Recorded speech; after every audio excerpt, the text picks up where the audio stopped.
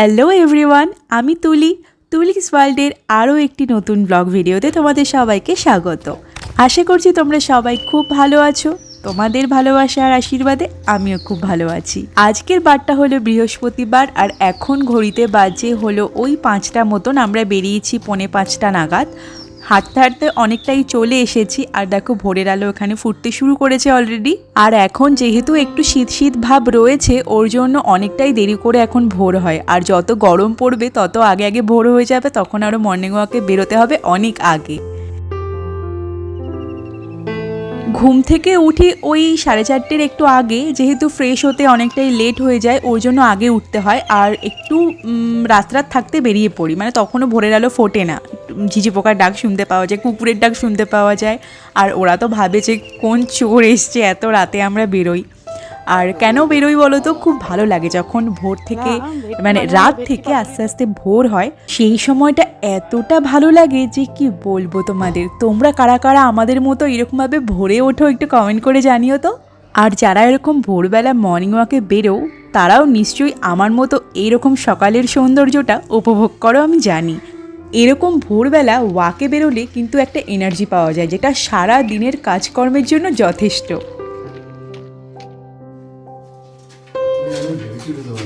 কি কি নিয়ে এসছো? না বুঝতে পারি না, তুমি ক্লিং ক্লিং দাও ওইদিকে, আবার এদিকে তুমি আবার এদিকে আসো, আমি বুঝতে পারি না। একবার ওদিকে যাই একবার এদিকে আসি।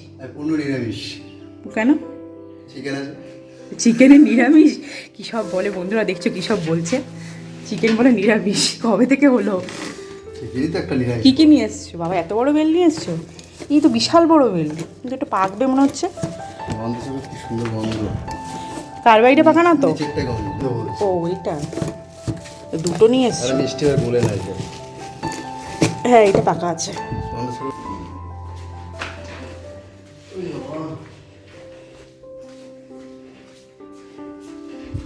আজকে আবার কাজের মাসে আসেনি, এগুলো সব বাবা মাজলো। আমি মাছ দিয়ে যাচ্ছিলাম, তারপর আগে তো বাবা মেজে দিল। যাই হোক এগুলো এখন গোছাতে হবে, বেলটা রাখি। বাবারে কারেন্ট আবার চলে গেছে, পুরো অন্ধকার হয়ে রয়েছে।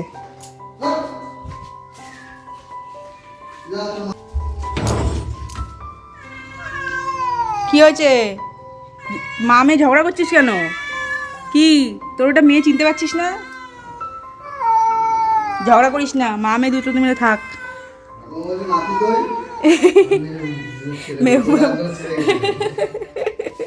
কি হয়েছে মৌটুসি?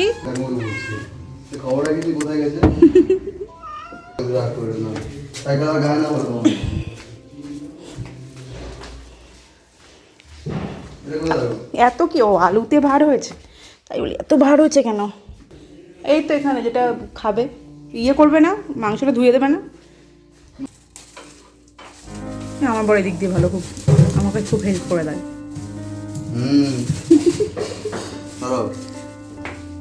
আজকে হবে মাংস। মাংস মাংস আর কি হবে? কচি ও কচিদা, মাংস আর কি হবে? মাংস চাটনি দিয়ে মাংস খাবে না? আমি মশলাটা কেটে নিই। হ্যাঁ তোমরা ব্লগটা দেখতে থাকো। লাল লাল ভাবছে।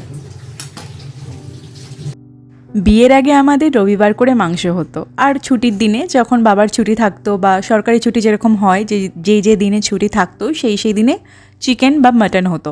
আর এখন বিয়ের পরে এমন হয়ে গেছে যে ওর যেদিনকে আর কি ফাঁকা থাকে বা যেদিনকে ওর রেস্ট থাকে পুরোপুরি, সেই দিনই আমাদের চিকেন হয় বা বাড়িতে মাংস হয়।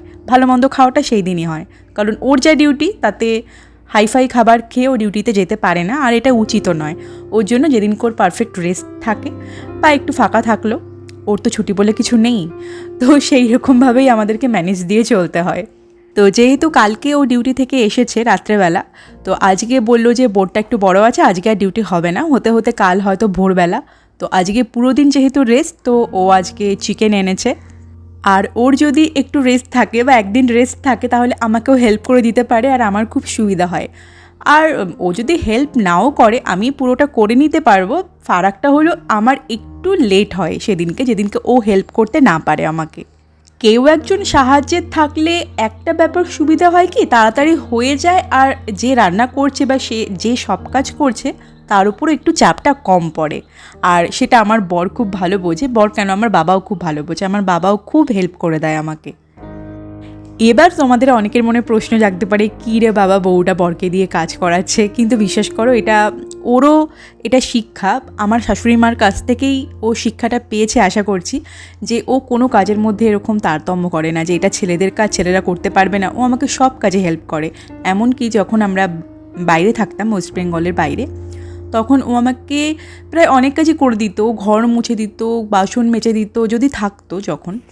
আর ডিউটি তাড়াহুড়ো থাকলে তখন আমি একাই করতাম। আমার একা করতে কোনো প্রবলেম হয় না। ওই বলে যে আমি যদি একটু হেল্প করে দিই তাহলে প্রবলেম কী আছে, তোমার কাজটা অনেক সহজ হয়ে যাবে, আর দুজনের মধ্যে কথাবার্তা বাড়বে, ভালোবাসা বাড়বে, কাজ করাটা আরও বেশি সহজ হয়ে যাবে, তাই না?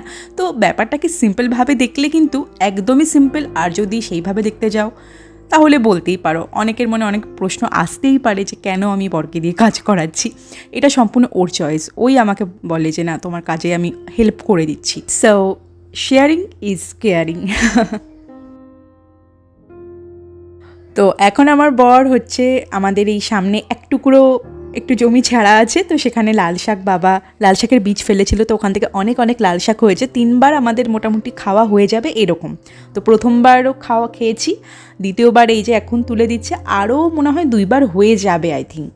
আর শাকগুলো না মারাত্মক টেস্টি, মানে নিজেদের জমির শাক সত্যি দারুণ টেস্টি হয়। আর কোনো রকম বিষ সার এরকম ছাড়া, তো ওর জন্য আরও বেশি ভালো লাগে। আর আমাদের বাড়িতে তো দেখেছো প্রায়শই শাক হয়, কারণ ও শাক খেতে খুব ভালোবাসে। ওই জন্য বাবা আরও ওই লাল শাকের বীজ ছিল সেটা ছিটিয়ে দিয়েছে, আর বেশ ভালো বড় আর অনেক শাকও হয়েছে জমিতে।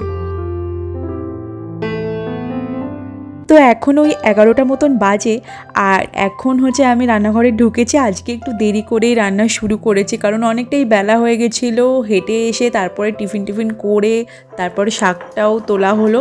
তো ভাবলাম যে দেরি করেই রান্না শুরু করি। তারপর ও বললো আবার এই বেল এনেছে, বেলের শরবত করবে। তো বেলের শরবত না অনেকটাই পেট ভরিয়ে রাখে।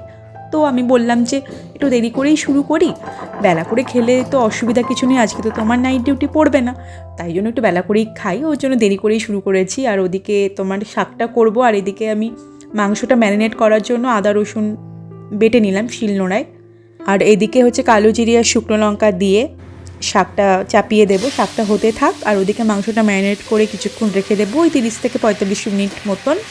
আর করব হলো ডালের সাথে কিছু একটা ভাজা করব, এখনও ঠিক করিনি। ডালটা হচ্ছে বাবার জন্য। বাবা যেহেতু মাংসটা খুব একটা খায় না, বাবা হচ্ছে অ্যাকচুয়ালি মাটন খেতে ভালোবাসে, কিন্তু যেহেতু হার্টের অপারেশনের পরে মাটনটা একটু অ্যাভয়েড করে, একটু না অনেকটাই অ্যাভয়েড করে, খাই না বলতে গেলে। যদি বাড়িতে মাটন হয় তো 1 পিস মতো খায়, আর আলু আর ঝোল খায়। আর যদি চিকেন হয় তাহলে 2 পিস মতো খায়, আলু আর ঝোল। তো বলেছিলাম যে বাবা তোমাকে আমি মাছের ঝোল করে দিচ্ছি তোমার জন্য, যেহেতু তুমি চিকেন খাও না। তো বাবা বললো না থাক, দরকার নেই, তুই আমাকে ডাল করে দে। আর ডাল বাবা খুব ভালোবাসে, প্রচণ্ড পরিমাণে ডাল ভালোবাসে। মানে বাবাকে যদি তুমি 1 গামলা ডাল করে দাও, বাবা আরামসে মানে মন ভরে খেয়ে নেবে।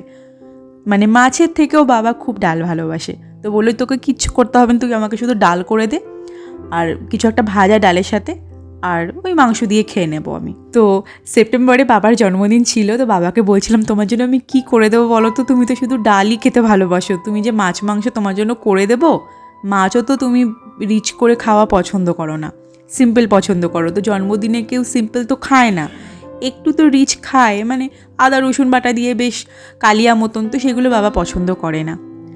আমার কথা শুনে আমার মা আর আমার বর কি বলে জানো, বলছে তোকে ওসব কিচ্ছু করতে হবে না, মাছ মাংস কিচ্ছু করতে হবে না, তুই 1 গামলা ডাল কর, ডালের ওপর একটা মোমবাতি জ্বালিয়ে দে, বাবা মোমবাতিটা নিভিয়ে ডাল চুমুক দিয়ে খেয়ে নিক।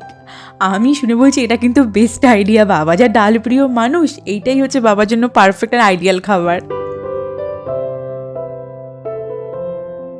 ওই দেখো তোমাদের দাদা আবার চলে এসেছে রান্নাঘরে শাকটাকে লাস্ট ফিনিশিং দিতে। মানে ও ফিনিশিংটা খুব ভালো দিতে পারে, নুন মিষ্টি ঝাল এইসবের ব্যালেন্সটা খুব ভালো করতে পারে। মানে এই ঘন্ট ছেচকি তারপরে শাক এইসব জাতীয় খাবার যখনই হবে আমাকে বলবে কি যে তুমি আমাকে ডাক দিও লাস্টে, আমি এসে ফিনিশিং দিয়ে যাব, আর তোমার নুনটা আমি ভালো করে চেখে দেখে দিতে পারবো। ও এত ভালো নুন চেক করতে পারে, 1 কাঁটা এদিক হবে না ওদিক হবে না, একদম পারফেক্ট হবে। আমি 3 বছর ধরে রান্না করছি, আর ও এদিকে রান্না না করে এতটা নুন কি করে পারফেক্ট করে বুঝি না। আর আমি এদিকে 3 বছর রান্না করেও নুন এখনো পর্যন্ত আমি ঠিকঠাক দিতে পারি না, হয় আমার একটু কম হবে নয় একটু বেশি হবে, খুব রেয়ার আমার একদম পারফেক্ট হয়। সেটা খুব রেয়ার, কিন্তু ওই বেশিরভাগ মানে যদি বাড়ি থাকে তাহলে নুনটা ওই চেক করে। আমাদের বিয়ের আগে ও যখন একলা থাকতো ওয়েস্ট বেঙ্গলের বাইরে, তখন তো ওই রান্না করতো। তো যাই হোক, রান্না কিছুটাও জানে, পুরোপুরি জানে না এমন না, জানে কিছুটা। কি ঢালছো? হ্যাঁ, অমৃত অমৃত। কিসের অমৃত? এটা সব টাক্কু বের করে দেবে, পেট পরিষ্কার হয়ে যাবে পুরো একদম সর্ব হয়ে যাবে সকালবেলা। তারপর গিয়ে আবার বসে থাকতে হবে না তো সকালবেলা গিয়ে? হ্যাঁ বন্ধুরা, এটা সকালবেলা খেতে হয়, কিন্তু সকালবেলা খেতে হয় না, খেলে সকালবেলা পেট পরিষ্কার হয়ে যায়। তো এটা হচ্ছে বেলের শরবত, আর আমার এটা বড় বানিয়েছে। হ্যাঁ খাও। তুমি যুগ যুগ জিও বেটা, তুমি বানিয়েছো, তুমি তো খেতে পারতে আগে। না, আগে উপহার দিতে হয় বউকে। আমার বড় তো ভালো হয়ে গেল।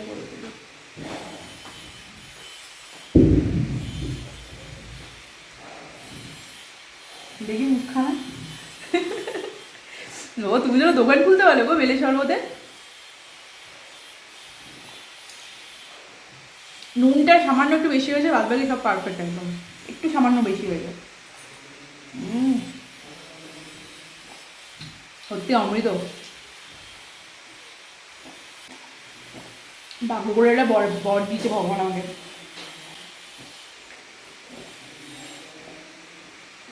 আয়ুষ্মান ভব, কি চাই বেটা তোমার? বেটা তোমার কি চাই? তুমি যা চাইবা যে তাই দেবো। এত সুন্দর খাওয়া দাওয়া করা হয়।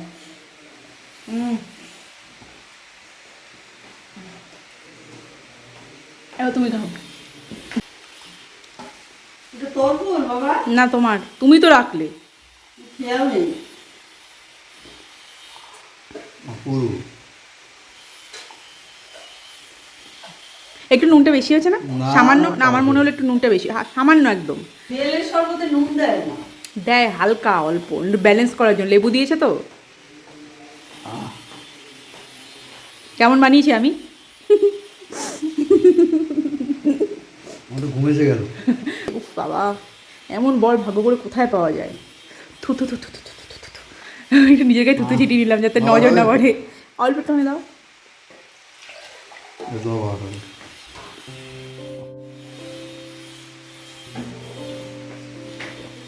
আহা হা, হেভি হেভি। তো এখন বাজে হচ্ছে 11:30। এখন খেলাম বেলে শরবত, কখন ভাত খাবো জানি না। দেখা যাক। রান্না এখন মাংসটা হয়নি, ডাল এখন ফোড়ন দেবো, লাল শাক হয়ে গেছে। মাংসটা 12টার সময় বসাবো, বসালে হয়ে যাবে। মুরগির মাংস অত বেশি দেরি হয় না। তাহলে চলো এখন ডালটা ফোড়ন দিই। ডালটা ওদিকে হয়ে গেছে। বুঝলে তো, তোমাদের দাদা এত সুন্দর শরবত বানায়, যে কোনো শরবত এত ভালো বানাবে, মনে হয় পুরো অমৃত খাচ্ছি। মানে তোমরা যদি খেতে তাহলে বুঝতে। শরবত খেয়ে মন প্রাণ পুরো জুড়িয়ে গেল। এবার কখন ভাত খাবো সেটাই চিন্তা করছি, কারণ বেলে শরবত না অনেকক্ষণ পেট ভার করে রাখে, মানে একটু হজম হতে টাইম নেয়। তো এখন বাজে 11:30, আর আমরা মোটামুটি 12:30টার মধ্যে খেয়ে নিই প্রত্যেক দিনই। তো ভাবছি আজকে কটা বাজবে, কারণ এই বেলে শরবত খেয়ে কখন ভাত খাবো সেটাই বুঝতে পারছি না। আজকে অনেক বেলা হয়ে যাবে। দেখো, তোমাদের সাথে কথা বলতে বলতে আর তোমার দাদার সাথে গল্প করতে করতে আমার এদিকে ডালটা হয়ে গেল। এবার বসাবো হচ্ছে মাংস। মাংস বসাতে বসাতে বাজবে হচ্ছে 12টা, হতে হতে বাজবে 1টা, তারপর স্নান করে খেতে খেতে বাজবে 1:30। বাবা, এত দেরি আমাদের হয়ই না। মাংসটা বসাতে যাব তো ফ্রিজে দেখলাম কি যে অনেক কটা ঢ্যাঁড়স পড়ে রয়েছে। তো আমার ভেন্ডি খুব প্রিয়, তো আমার বাবা মাঝে মাঝেই না বাজার থেকে ঢ্যাঁড়স আনে কচি কচি সেদ্ধ খাওয়ার জন্য। তো দেখলাম যে অনেকগুলো যেহেতু আছে, ডালের সাথে কিছু করি, কারণ বাবা আবার ডালের সাথে কিছু ছাড়া খেতে পারে না, কিছু লাগেই, হয় আলু ভাজা, আলু সেদ্ধ, আলু মাখা বা শিম ভাজা এরকম। তো কিছু ছিল না, দেখলাম ঢ্যাঁড়স আছে, তো ঢ্যাঁড়স আর আলুটা ভেজে নিলাম। আমাদের তো শুধু মাংস হলে আর কিছু লাগে না, কিন্তু বাবা যেহেতু অধিকাংশ ভাতটাই ডাল আর এই ভাজা দিয়ে খাবে, মাংস দিয়ে তো অল্প খাবে, আবার নাও খেতে পারে, এমনও হতে পারে রাত্রেবেলা খেলো, এরকমও হয়, পুরো ভাতটাই ডাল দিয়ে খেয়ে ফেললো বাবা, এরকমই। তো ওই জন্য ভাজাটা করতেই হতো। ওদিকে ঢ্যাঁড়স ভাজা করছিলাম, আর এদিকে পেঁয়াজ ভেজে মাংসটা দিয়ে নাড়াচাড়া করছি। এখনও কষাইনি, কষাতে একটু লেট হবে। এখন একটু তাড়াহুড়ো করছি, প্রথম দিকে ঢিলেমি দিয়ে শুরু করেছিলাম, এখন তাড়াহুড়ো না করলে না খেতে খেতে 2:30-3টে বেজে যাবে। আর ওই উনুনে ঢ্যাঁড়সটা হয়ে যাওয়ার পরে দেখলাম খালি আছে, তো ভাতটা ওদিকে চাপিয়ে দিয়েছি, ভাতটা আমার হয়েও গেছে। যদি দেখতাম দুটো উনুনই ব্লক তাহলে আমাকে ইন্ডাকশানটা আবার বার করতে হতো, তো দেখলাম যেহেতু ফাঁকা আছে ওর জন্য ভাতটা হয়ে গেল। এদিকে শুধু মাংসটা করলে তারপর স্নান টান করে এসে আমার হয়ে যাবে, না হলে না 3টে বেজে যাবে আর ওর কাছে আমার বকা খেতে হবে, কারণ ও একদম লেট খাওয়া পছন্দ করে না, জানো তো। যখন ও চাকরি সূত্রে ওয়েস্ট বেঙ্গলের বাইরে থাকতাম, ওখানে আমাদের 11:30 থেকে 12:15টার মধ্যে খাওয়া হয়ে যেত। এবার স্নান করার সময় যে জামা কাপড়গুলো আমি কেচে ধুয়ে রাখতাম বালতিতে, তো খাওয়া দাওয়া হয়ে গেলে সেগুলো ছাদে গিয়ে মেলে আসতাম। তো যখন মেলতে যেতাম তখন ওর বন্ধুর বউগুলো তো সব আমরা এক ফ্ল্যাটে থাকতাম, তো ওরাও মেলতে যেত, যদি দেখা হতো তখন জিজ্ঞেস করতো কী গো তোমার রান্না হয়ে গেছে? আমি বললাম রান্না কী গো, আমাদের খাওয়াও হয়ে গেছে। ওরা না পুরো অবাক হয়ে আমার দিকে তাকিয়ে থাকতো, তোমাদের রান্না হয়ে গেল, খাওয়া হয়ে গেল? আমাদের তো দুপুরের খাবার খেতে খেতে 3টে বাজবে আর তোমাদের এদিকে খাওয়াও হয়ে গেল, মানে অবাক দৃষ্টিতে আমার দিকে তাকিয়ে থাকতো। আর তোমাদের দাদার আরেকটা কথা শোনো, তখন আমাদের বিয়ে হয়নি, বিয়ের আগে ওর নাকি দুপুরের খাবার 10টার সময় হয়ে যেত। চিন্তা করো তাহলে, মানে কি বলো তো, 10টার সময় দুপুরের খাবার খেয়েও ঘুমাতো, যেহেতু বিকেলবেলা বা রাত্রে ডিউটি দিত। তো ও যখন ঘুম থেকে উঠতো তখন দেখতো আশেপাশে সব ওর বন্ধুর বউগুলো রান্না শুরু করেছে, ভাবো তাহলে কি অবস্থা। চলো শিলনোড়া গরম মশলাটা বেটে দিয়ে দিলাম মাংসের মধ্যে। আমার চিকেন তো রেডি, এবার ঢেকে ঢুকে গ্যাস ট্যাস পরিষ্কার করে স্নান করে ঠাকুর নমস্কার করে যাবো হচ্ছে ছাদে, ওখানে গিয়ে আবার পাখিদেরকে খেতে দেব, তারপরে আমরা দুপুরের খাবার খাবো। স্নান করে এসে দেখলাম যে ও পুজোটা দিয়ে দিয়েছে, একদিক দিয়ে ভালো হয়েছে, না হলে এখানে আবার লেট হয়ে যেত পুজো দিতে দিতে। তো দেখলাম যে পুজো দিয়ে দিয়েছে, আমি শুধু নমস্কারটা করলাম, করে এবারে যাবো হচ্ছে 1 বাটি ভাত আর জামা কাপড়গুলো ধুয়েছি সেই জামা কাপড় নিয়ে যাব ছাদে, সেই 3তলার ছাদে। এই আমার এক কাজ হয়েছে, একবার নিচ থেকে ওপর থেকে নিচ, এই করি প্রত্যেক দিন। ওই যে আছে না আমার কচি কাচারা ছোটো ছোটো গাছগুলো, ওদেরকে সারাক্ষণ ধরে চোখে চোখে রাখতে হয়। সংসারের দায়িত্ব তো ছিলই, এখন এই কচি কাচাদের দায়িত্ব আমার উপর এসে পড়েছে।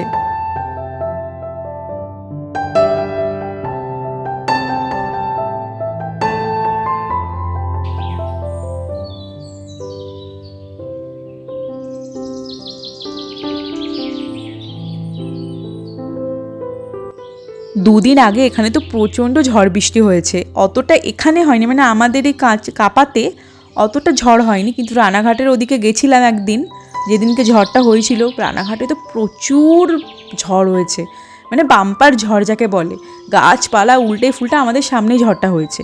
এখানে এসে শুনলাম যে অতটা হয়নি, বৃষ্টি হয়েছে অনেক কিন্তু ঝড়টা হয়নি। রানাঘাটে মানে প্রচুর ঝড় হয়েছে, আমরা খুব ঝড় আর বৃষ্টির কবলে পড়েছিলাম ওই দিন যেদিনকে ঝড়টা এসছিল।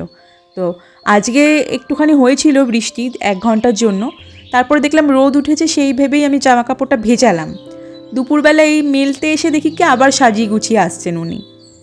আর ঝড় বৃষ্টি হলে আমার এই গাছগুলোর জন্য এত চিন্তা হয় না কি বলবো, ডালগুলো একটু বড় বড় হয়েছে, এবার বৃষ্টি ঝড় মানে বৃষ্টিতে কিছু তো হবে না, ঝড় হলে ওই ডালপালাগুলো ভেঙে গেলে কতটা কষ্ট হয় বলো, মনে হয় নিজের একখানা হাড় ভেঙে গেল।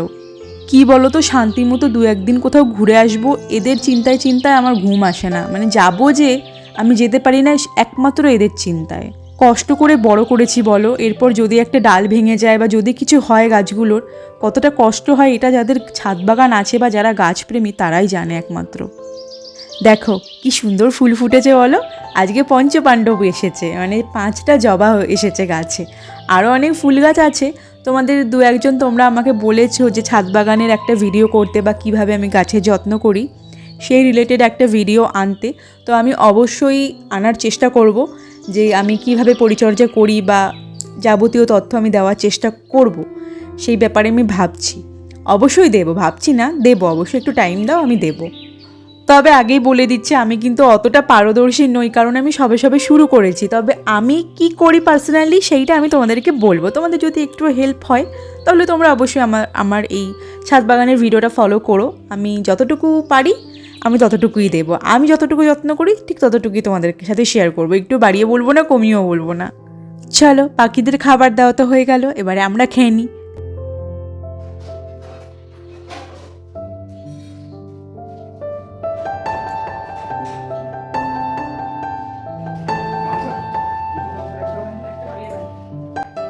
বাজে এখন ঘড়িতে 2:15, এখন বসছি আমরা খেতে। এই খাবার কখন হজম হবে সেটা জানি না, আজকে অনেকটাই লেট হয়ে গেল।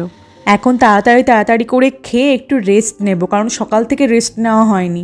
এসে দৌড়ে টিফিন করেছি, টিফিন করেই রান্নাঘরে ঢুকেছি, ছাদে গেছি, একটুও বসিনি। পাটা না পুরো দপদপ করছে, কারণ ওই হেঁটে দৌড়ে না তারপর পায়ের উপর বেশি প্রেশার দেওয়া যায় না। তো তাড়াতাড়ি খেয়ে একটু শরীরটাকে বিছানায় ফেলবো, তারপরে আমার শান্তি হবে। চলো তাহলে খেয়ে নি তাড়াতাড়ি, খুব খিদেও পেয়েছে।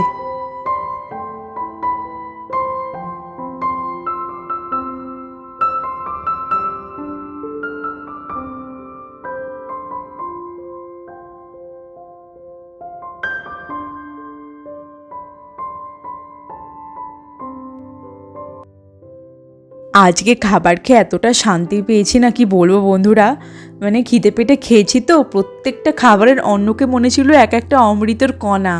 তো এখন একটু রেস্ট করি, আর আজকের ভিডিওটা এখানেই শেষ করছি।